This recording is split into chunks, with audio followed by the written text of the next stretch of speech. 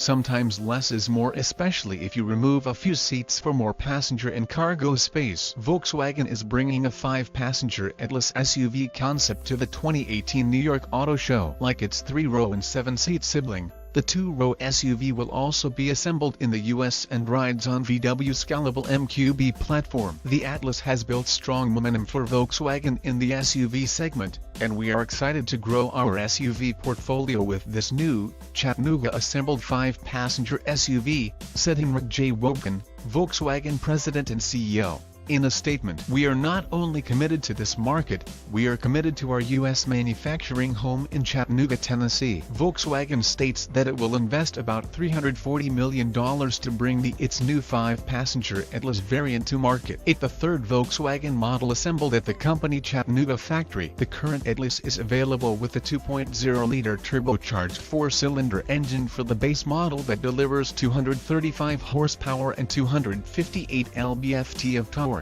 The optional 3.6-liter V6 engine offers 276 horsepower and 266 lb-ft of torque. Both engines are paired to an 8-speed automatic transmission. Front-wheel drive is standard, with Volkswagen 4Motion all-wheel drive system available as an option. The 5-passenger Atlas variant will likely offer the same engine options. Volkswagen sold 27,119 7-passenger Atlases last year. VW's latest concept SUV will make its official debut at the New York Auto Show next week.